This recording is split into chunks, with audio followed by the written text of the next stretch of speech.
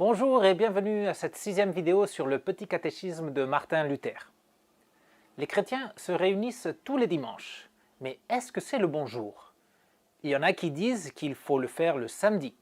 Et au fait, pourquoi se réunissent les chrétiens? Voilà d'excellentes questions et on essayera d'y répondre avec les vérités fondamentales de la Bible.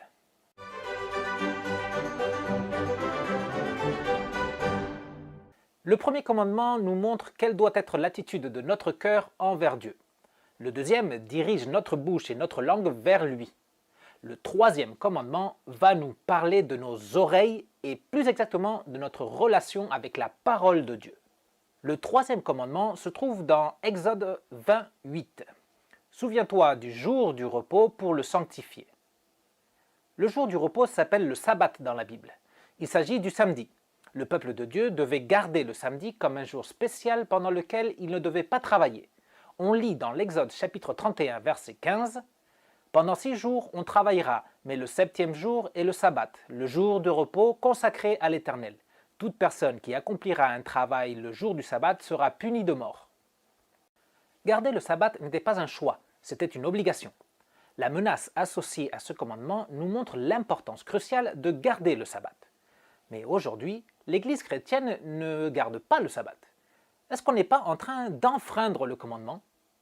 Pourquoi l'Église ne respecte pas ce jour de la semaine? Eh bien, pour mieux comprendre cette situation, nous allons voir ce que nous dit le Nouveau Testament. On lit dans Marc 2, 27 et 28 « Puis il leur dit, le sabbat a été fait pour l'homme et non l'homme pour le sabbat, de sorte que le Fils de l'homme est le Seigneur même du sabbat. » Jésus-Christ dit qu'il est Seigneur du sabbat. C'est lui qui a donné le commandement de le garder et il a le droit de l'annuler s'il le veut. Et c'est précisément ce qu'il a fait, comme on peut le lire dans Colossiens 2, 16 et 17. Que personne donc ne vous juge au sujet de manger ou du boire, ou à propos d'une fête, d'un nouveau mois ou du sabbat. Tout cela n'était que l'ombre des choses à venir, mais la réalité est en Christ. Quand j'attends quelqu'un et que je vois son ombre apparaître, je regarde son ombre pour voir si elle est en train de s'approcher. Mais quand celui que j'attendais est arrivé, je ne prête plus attention à son ombre, je le regarde directement. Le sabbat, comme les autres fêtes de l'Ancien Testament et aussi les interdictions de boire et de manger certains aliments comme le porc par exemple, ont été abolies.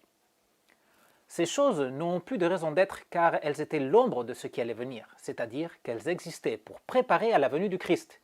Une fois le Christ venu, ces choses ne sont plus nécessaires.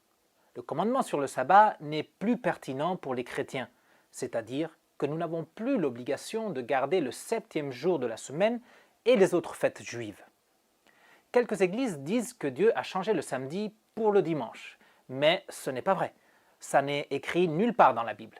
On lit dans Romains 14, 5 « L'un fait une différence entre les jours, un autre les estime tous égaux, que chacun ait dans son esprit une pleine conviction. »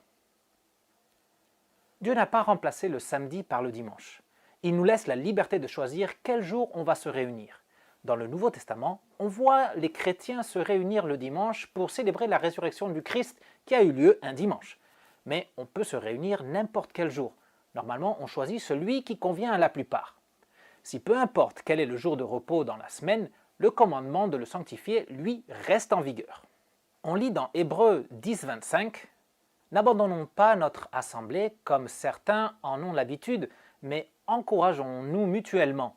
Faites cela d'autant plus que vous voyez s'approcher le jour. » Dieu veut que son peuple se rassemble et qu'il sanctifie le jour de repos.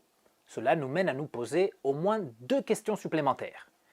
Comment on sanctifie le jour de repos et pourquoi Dieu nous veut réunis?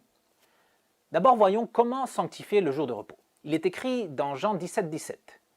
Consacre-les par ta vérité, ta parole est la vérité. Le jour de repos est sanctifié ou consacré par la parole de Dieu. Ce n'est pas nous, par nos actions ou nos décisions, qui pouvons faire qu'un jour devienne saint. C'est la présence de la parole de Dieu qui sanctifie le jour de repos. Donc on sanctifie le jour de repos quand on entend et on annonce la parole de Dieu. C'est là une définition du culte public de l'Église. Jésus dit dans Luc 10, 16 « Celui qui vous écoute m'écoute, celui qui vous rejette me rejette, et celui qui me rejette rejette celui qui m'a envoyé. » Pendant l'office chrétien, on lit la parole de Dieu, on chante la parole de Dieu et on entend la prédication de la parole de Dieu. Le culte de l'Église se centre sur la parole pour que Christ soit entendu et pour que Christ soit reçu. Cela nous mène à la deuxième question qu'on s'était posée. Pourquoi Dieu nous veut réunis? Voyons ce que nous est dit dans Romains chapitre 10, verset 17. Ainsi, la foi vient de ce qu'on entend et ce qu'on entend vient de la parole de Dieu. Dieu veut qu'on se réunisse autour de sa parole pour notre foi, pour notre salut, pour notre vie en Christ. Afin de nous bénir, Dieu nous demande de nous réunir autour de sa parole et des sacrements, qui sont la parole de Dieu unie à des éléments externes. C'est donc pour notre bien qu'on doit sanctifier le jour de repos.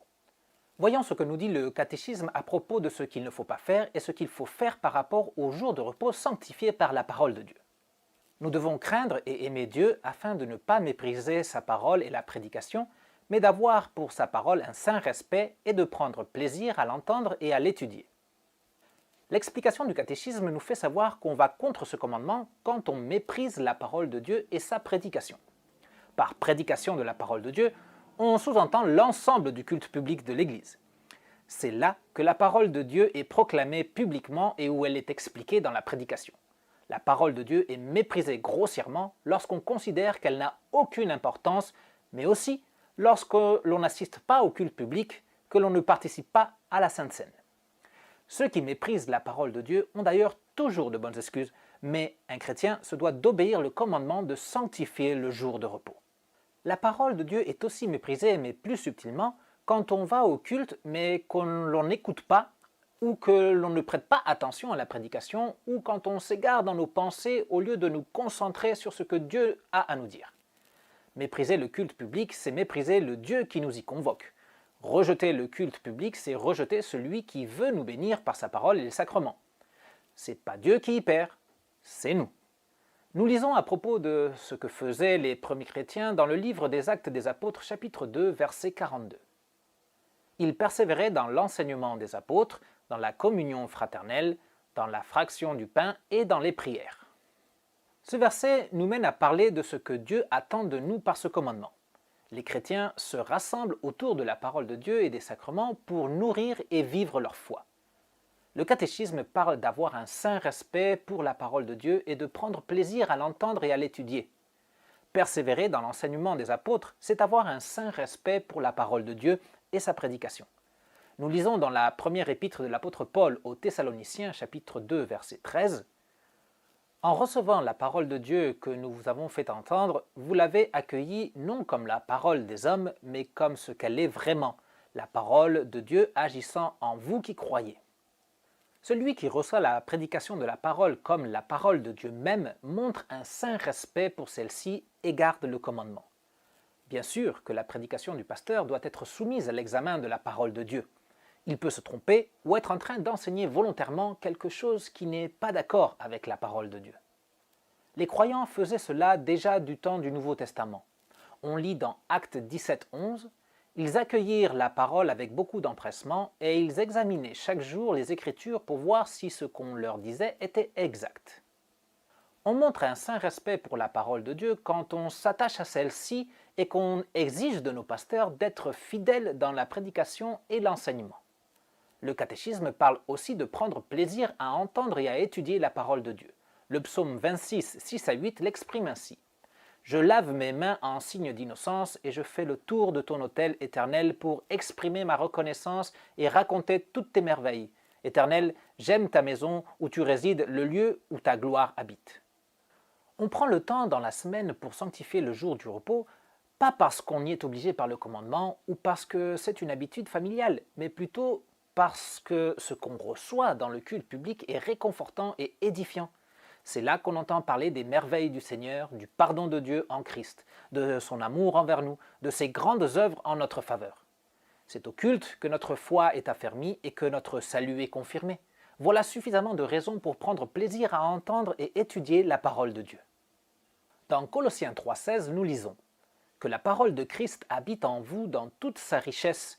Instruisez-vous et avertissez-vous les uns les autres en toute sagesse par des psaumes, par des hymnes, par des cantiques spirituels, chantez pour le Seigneur de tout votre cœur sous l'inspiration de la grâce. » Pour pouvoir travailler dans de bonnes conditions, on a besoin de se reposer. On commence la semaine au top, on reprend un peu de force en se reposant chaque soir, mais c'est après le jour de congé qu'on récupère toutes nos énergies pour recommencer la semaine. Dans notre vie spirituelle, le culte, c'est la nourriture principale, le moment fort de la semaine pour recharger les batteries spirituelles. Mais il faut aussi se nourrir pendant la semaine pour être en pleine forme spirituellement. En attendant de se rassembler de nouveau autour de la parole et des sacrements, on doit lire la Bible chez nous, en famille ou tout seul. On doit chanter les vérités de la parole de Dieu afin de se fortifier dans la foi.